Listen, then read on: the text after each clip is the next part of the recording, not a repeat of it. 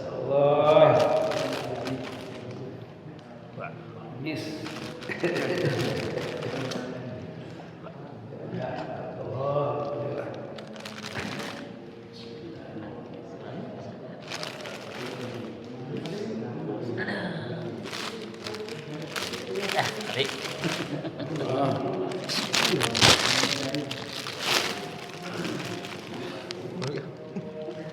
Pak Dek.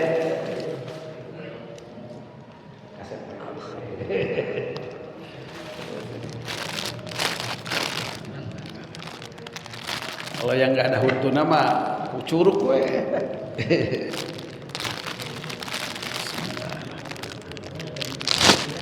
Alhamdulillah.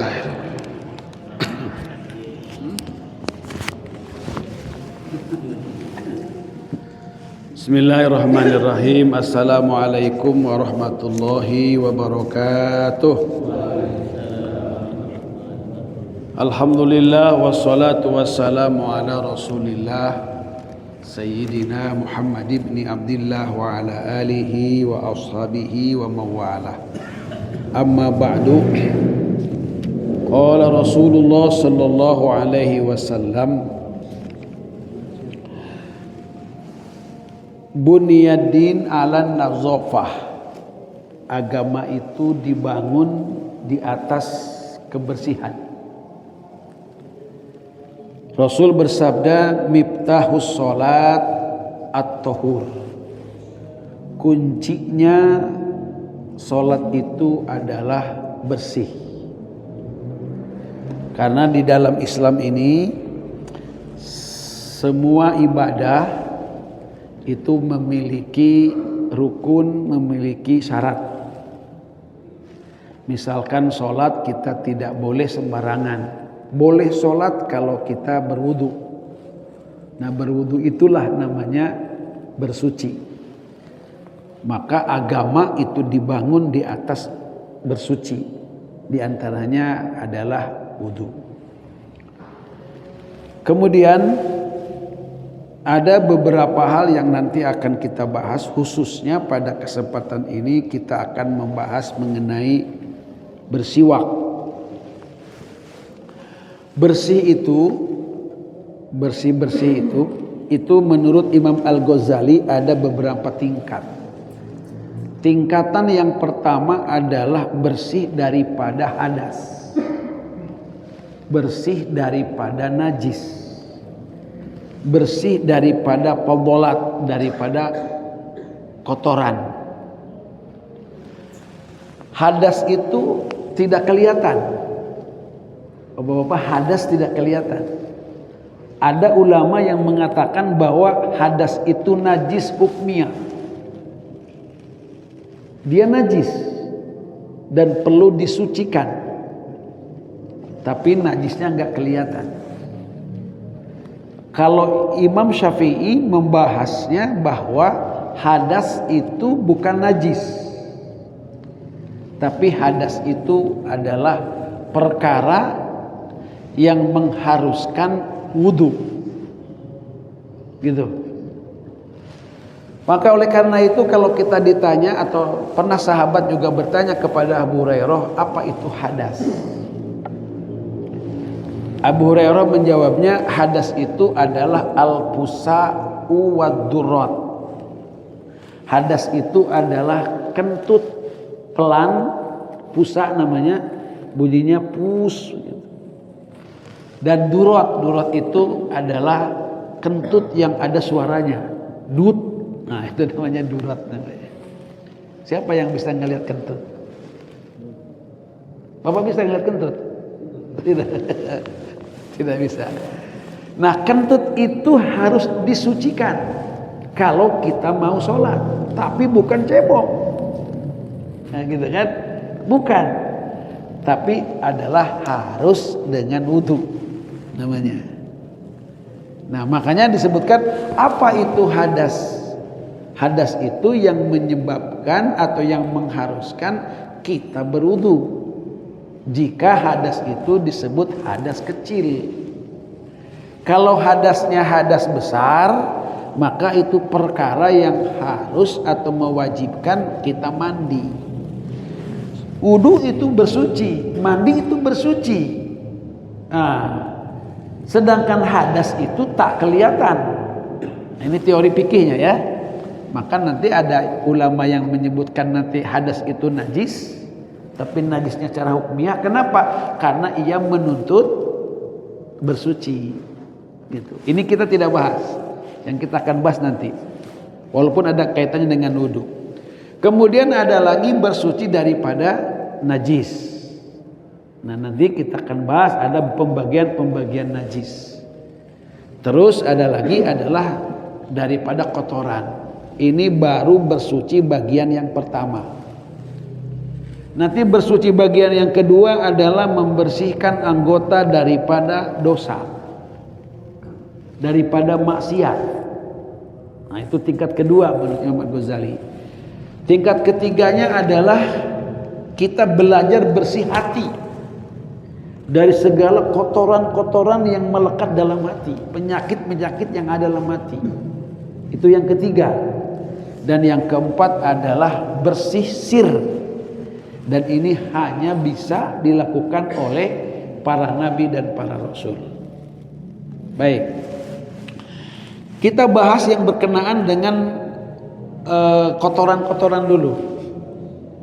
Kotoran itu, fadalat itu sesuatu yang dianggap kotor tapi tidak najis. Dan ini beda-beda Bapak-bapak ya. Beda-beda pendapatnya. Kalau misalkan kita melihat ada beberapa orang yang pernah mungkin ke Pakistan mungkin ya. Ada yang sudah pernah ke Bangladesh misalkan. Nah, mereka di sana itu mazhabnya bukan mazhab Imam Syafi'i. Mereka memandang bahwa kotoran yang keluar daripada binatang yang dimakan itu dipandang bukan najis, tapi masuknya adalah kotoran. Nah, sehingga bahasan kita kotor dengan najis itu beda. Kalau kotor kita sholat itu tidak menghalangi sahnya sholat, tidak. Tapi kalau najis ke bawah sholat, maka itu bisa menghalangi kita sholat. Tapi najis itu tidak membatalkan wudu. Ya, Haji Irfan misalkan punya wudu, pegang teh kotok. Kalau menurut Imam Syafi'i teh kotok najis, batal nggak wudunya? Hah? Ah, kan? Perlu ngaji berarti. Yang nggak batal. Karena itu najis itu tuntutan bersucinya bukan wudu. Cukup kita basuh aja apa namanya. Kalau tangannya kena tangannya dibasuh. Nah, ini kan gitu, Pak. Ya. Maaf ya Pak ya, ini kita ngaji yang ringan aja dulu gitu ya. Ulangi lagi. Jadi kalau kita misalkan kita ini punya wudu, kemudian kita memegang misalkan najis tadi yang oleh imam yang lain dipandang kotoran, itu tidak membatalkan wudu, karena itu tuntutannya bukan berwudu tapi menghilangkan najis itu. Nah, kemudian kita mungkin kita tanya lagi sedikit lagi. Apalagi misalkan kita yang disebut dengan apa namanya, dengan hadas kecil itu yang menyebabkan wudu itu. Imam Syafi'i menyebutnya diantaranya adalah bersentuhan kulit laki-laki dan perempuan yang bukan mahram. Itunya. Nanti sementara kalau dari imam yang lain bersentuhan laki perempuan dengan syahwat. Nah, itu beda. Kita dulu dah. Imam Syafi'i dulu ya. Kalau dengan mahram berarti apa itu mahram? Mahram adalah orang yang haram dinikah. Seperti anak, cucu, adik, kakak, ibu, nenek. Nah, itu termasuk keponakan. Anaknya adik, anaknya kakak. Nah, itu namanya mahram. haram dinikah. Kalau bapak dengan istri batal nggak? Nah, pertanyaannya, mahram bukan? Tuh, ini juga. Jangan bapak mengatakan istri itu mahram. Ya kan? Kalau bapak nanti mengatakan istri mahram, bapak nanti zina. Zina namanya. Kenapa? Karena mahram itu adalah orang yang haram dinikah. Awas tuh, nggak boleh. Iya kan? Kan istri kan boleh dinikah. Berarti istri itu adalah ajnabiyah. Berarti wanita lain. Artinya dia bukan mahram. Paham ya? Bilangnya hanya istri aja, bilangnya suami aja, jangan bilang mahram. Itu tuh kesalahan kita tuh kadang-kadang. Udah mahram nyebutnya muhrim lagi. Nah, ini tolong bapak-bapak di sedikit, nanti kita bahasnya itu, tapi nanti ya. Kalau pada mau ngaji, kalau enggak ya enggak apa-apa. Baik. Sekarang kepada masalah yang berkenaan dengan Imam Al-Ghazali menyebutnya itu adalah bagian yang ketiga adalah bersuci, mensucikan daripada fadhalat atau hiroh. Kotor tapi dipandangnya suci. Gitu. Kotor tapinya dia. Yang pertama adalah mayajtami'u fi sa'ri ra'si minadaran wal kumal. Ini di kepala kita di kepala kita itu ada kotoran. Kepala kita ini ada kutu. Kutu itu kencing juga kutu itu, Pak. Kutu itu ada makannya, ada beraknya kutu itu. Nah, atau kotoran-kotoran yang lain yang namanya kerja, yang namanya kita misalkan dibuka gitu kan, itu ada kotorannya. Nah, kotoran-kotoran yang ada di dalam kepala itu harus dibersihkan. Ulangi lagi, itu harus dibersihkan. Bisa dengan mandi. Nah, kalau mandinya itu berkenaan dengan wajib mandi, berarti mandinya wajib. Tapi kalau tidak berkenaan dengan yang mewajibkan mandi, maka mandi menghilangkan kotoran itu termasuk sunnah. Dalam rangka membersihkan kotoran yang ada di kepala. Gitu tuh. Nah, kemudian apa lagi misalkan dengan mandi atau tidak mandi juga, yang penting kita keramas tuh kan. Dicuci kepalanya itu. Dengan apa? Dengan tarjil atau disebut tarjil itu namanya menyisir. Bapak kalau memelihara rambut panjang berarti harus punya sisir. Sebagai kesunahannya itu harus punya sisir. Kalau botak buat apa disisir? Makanya botak nyisir apa coba? Ya kan? Nah, jadi bapak-bapak ini masalah ya. Kita ini mau mau menghidupkan dengan dasar kita ini mengikuti sunnah, Pak. Menciptakan kebersihan. Kemudian yang disebut lagi dengan tadhin. Tadhin itu meminyaki, Pak. Nabi punya sisir. Nabi punya minyak. Minyaknya minyak rambut, Pak. Itu punya minyak. Silahkan merek-merek apa saja. Tapi untuk kita ngurusin rambut dengan cara diminyaki, ngurusin rambut dengan cara disisiri, ngurusin rambut dengan cara dikeramasi, itu adalah merupakan pekerjaan sunnah. Sunnah dalam arti sunnah hadis, perbuatan Nabi, sunnah dalam arti bahasa fikih. Artinya dilakukan itu mendapatkan pahala. Kemudian jangan sampai kita ini aut-autan. Jangan sampai risiko nih. Bapak melihara rambut, tidak boleh, Nabi tidak suka. Kalau rambutnya acak-acakan, rambutnya enggak diurus, rambutnya enggak disisir, rambutnya enggak dibasahin, enggak dicuci, rambutnya enggak diminyaki. Lebih baik jangan melihara rambut. Ya, Nabi pernah rambutnya satu gini misalkan, silakan diurus. Nah, ini termasuk perkara yang harus kita perhatikan. Yang kedua adalah ma yajtami'u minal uskhi ini fi ma'atifil udhun. Ini adalah kebersihan yang ada di dalam sekitar kuping. Baik itu kupingnya bagian ini, ya ada kuping tuh, ada yang bagian dalam. Nah ini juga di situ, ingat di situ ada kotoran sebutnya Pak. Ada kotoran di situ yang harus kita ngambil perhatian. Kalau di dalam wudu ketika kita cuci muka, maka kuping ini harus disentuh. Kedua, ketika kita ini misalkan mengusap kepala, itu ada cara diantaranya kepala itu langsung dengan kuping lagi.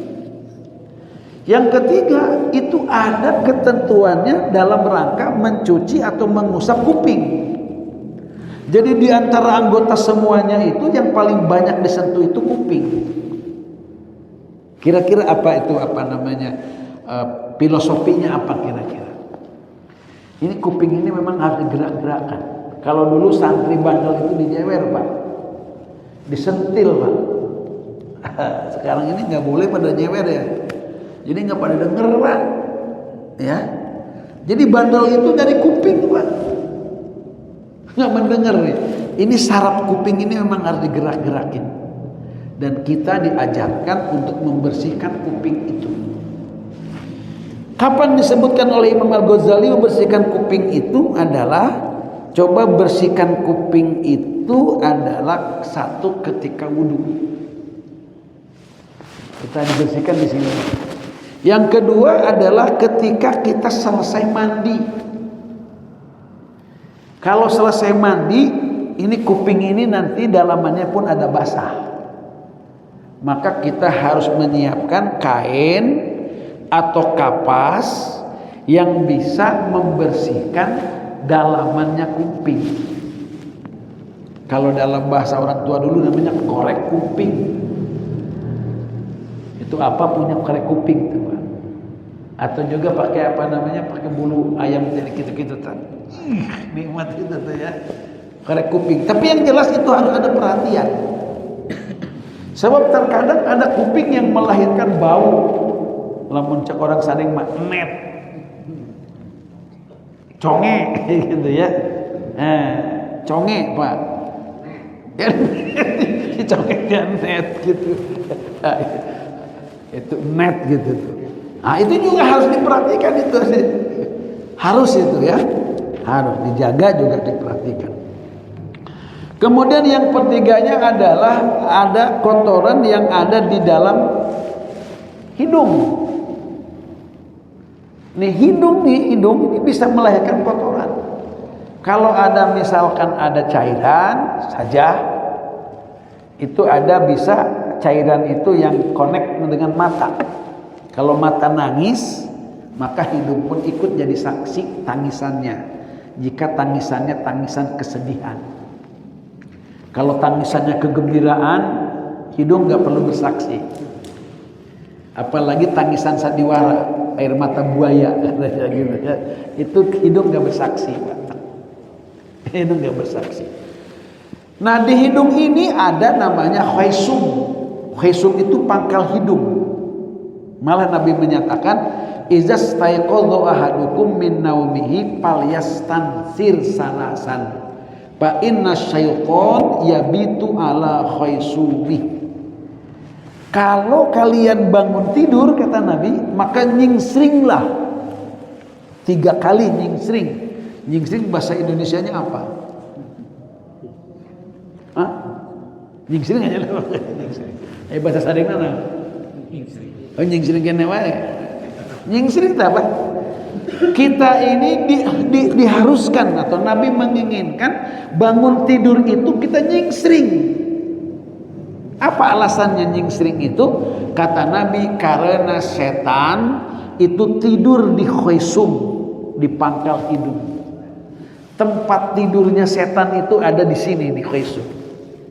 Maka bisa diusirnya dengan istinsar namanya. Namanya istinsar.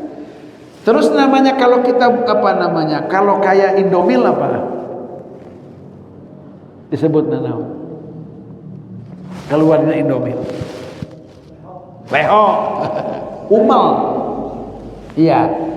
Itu kita tidak boleh dibuang sembarangan, apalagi di masjid. Tidak boleh itu, Pak. Awas lagi. Kita harus mempersiapkannya. Nah, apa cara bersucinya? Itu adalah dengan cara istinsyak dan istinsar namanya. Ini sunnah juga. Istinsyak itu memasukkan air ke dalam hidung, istinsar itu menyingsingkannya. Nah, ini salah satu daripada bentuk mensucikan perkara yang dianggap kotor tapi bukan najis. Nah, sekarang nih, baru ini. Ada lagi perkara yang harus kita yang harus kita bersihkan itu adalah yang ada kaitannya dengan mulut dan gigi. Di mulut dan gigi. Apa namanya disebutnya? Jigong. Disebutnya jigong atau karang gigi. Nabi sampai bilang begini, kalian itu jangan menemui aku dalam keadaan kalian berjigong. Nah, berarti sangat betul ini. Sangat perhatian, sangat betul. Nah, ini babnya adalah bab dengan cara kita bersiwak namanya. Ya, dengan cara kita bersiwak. Ini diantara alatnya. Ini sudah di zaman Nabi Adam, Pak. Kalau Rasul SAW jelas pakai memilihnya ini. Ada yang sudah memang disiapkan oleh Allah, ini diantaranya minyak zaitun misalkan. Ya, termasuk bersiwak itu termasuk dilaksanakan oleh nabi-nabi. Kemudian berkhitan misalkan. Nah, ini termasuk sunnah. Kita pakai ini. Walaupun sekarang ada sikat gigi. Bisa jadi sikat gigi juga bisa meraih pahala daripada inti maksud tujuan daripada bersiwak itu. Baik. Rasulullah Shallallahu Alaihi Wasallam bersabda, as-siwaku matharatun lil fami mardatun lirabbi. Siwak ini adalah alat membersihkan, membuat toharohnya mulut. Ini mulut nih, terdiri daripada gigi, daripada lisan, lidah, daripada bibir. Itu menjadi alat untuk membersihkan mulut. Pam. Yang kedua itu adalah bisa menjadikan Allah itu ridho. Ajib, Pak. Ya. Kapan itu? Keutamaannya itu Nabi menyatakan, ada dua hadisnya, laula an asyqa ala ummati la amartuhum bisiwak ma'a kulli wudhu'in. Kalau saja aku tidak khawatir memberatkan kepada umatku, maka pasti aku akan suruh. Al-amar di situ menunjukkan wajib. Pasti aku akan wajibkan umatku itu bersiwak pada setiap kali wudu. Nah, ternyata atau kita istinbat lah, kita mengambil hukumnya itu para ulama mengambil kesimpulan bahwa ini sebenarnya perkara ini harus, penting, wajib. Cuman gitu. Nabi khawatir umat ini nggak bisa. Khawatirnya karena tidak semuanya punya.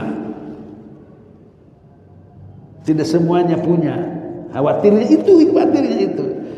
Yang kedua ya, kalaupun punya, khawatir nggak dibawa lagi. Akhirnya nggak dipakai, gitu kan? Tapi motivasi ini terus. Nabi itu menyatakan bahwa bersiwak itu bisa melahirkan, atau namanya disebutnya as-shalah Padlu atau tabdulus sholatu allati yustaqulaha ala sholati allati la yustaqulaha sab'ina dhifan.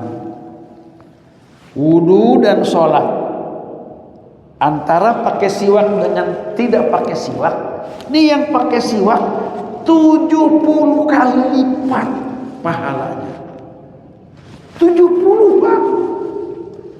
Ini yang perlu terpanggil untuk bisa melaksanakan sunnah Rasul ini, kan meningkatkan pahala yang luar biasa. Kita ini umat yang umurnya sedikit, kesempatannya kita ini sedikit, Pak. Makanya kita dianjurkan sholat berjamaah. Kalau sholat berjamaah 25 sampai 27 kali lipat. Itu tujuan kita. Kemudian kalau sekarang sholat bersiwak dengan tidak bersiwak sampai 70 kali. 70 kali kelipatannya. Kalau kelipatan 70 kali itu kan Masya Allah luar biasa, Pak. Berharga luar biasa. Ya. Kapan itu? Ini hadisnya satu, ma'a kulli wudu atau fi kulli wudu. Di dalam hadis yang lain, inda kulli sholatin, yaitu di setiap kali sholat. Makanya para sahabat dulu itu adalah katanya, kana unasun min ashabin Nabi sallallahu alaihi wasallam yarbutuna masawikahum bizawaibi suyubihim. Beliau itu mereka para sahabat dulu itu menyimpan siwaknya itu di gagang pedang. Di gagang pedangnya itu disimpan. Itu ketika perang, ketika apapun mereka tidak ketinggalan siwak. Gigit aja siwak itu, digigitin aja siwak. Kalau habis siwaknya lain gede ini. Ini Bapak punya pengalaman Nabi ya, siwak ini Pak. Jadi ini ya, tapi boleh Pak nanti kalau Bapak mau nanti bawa ketan itu aja dengan ayam putih ya. Ini alat sunnah Pak. Alat sunnah. Kalau mau coba boleh. Jadi dulu ada jamaah di Cibinong, kesurupan Pak, ngamuk-ngamuk. Habis sedang ngaji di hari Senin ketika itu. Nah kemudian bilang tuh sama Abi itu, ibunya itu, Abi tolongin anak saya, kesurupan katanya gitu ya. Itu saya pernah ngaji dengan beberapa ulama itu, alat sunnah itu termasuk salah satu yang ditakuti setan. Bener Pak? Bener gitu. Habis datang bawa siwak itu gini. Nah, begitu sampai, lihat nih. Saya ini umat Rasul. Ini alat siwak Rasul. Alat siwak Rasul. Mana sini? Tangan kamu mana sini? Sebutin seperti itu. Ini orang kesurupan. Begini. Gini tuh Pak. Masya Allah. Ngamuk-ngamuk Pak. Panas, takut saya macam itu. Berarti benar ya. Pokoknya siapa yang mau kesurupan. Cobain. Terapi siwak Pak. Beda saya dikit, beda dikit. Ini alhamdulillah ini oleh-oleh dari Yaman. Ketika Syekh dan Bang Haji Lukman ini ke Yaman, kemudian bertemu dengan Habib Umar Al-Hafiz. Jadi ada musalsal tasbih, kemudian siwak dan sorban Yaman. Alhamdulillah gitu ya. Nah, Bapak nanti kalau mau coba-coba ya kita nanti bolehlah terapi gini-gini gitu ya, terapi siwak ya, untuk menghilangkan jin yang ada di kita itu ya. Nah, contoh aja itu malah.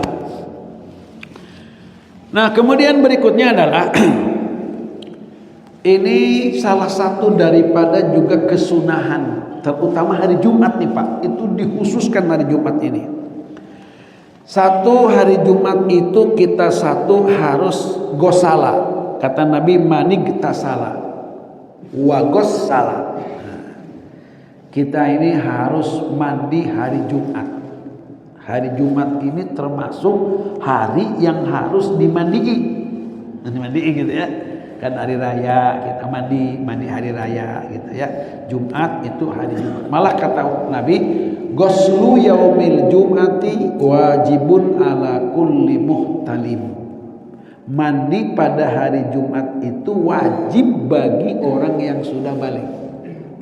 Haji Elim balik belum? Nah, balik. Semoga anak tilu can balik. Jadi gitu ya. Bapak-bapak wayahna mandi, Pak. Bapak udah balik tuh mandi. Kudu kita mandi, harus. Kalau tidak mandi, Pak, gosalan.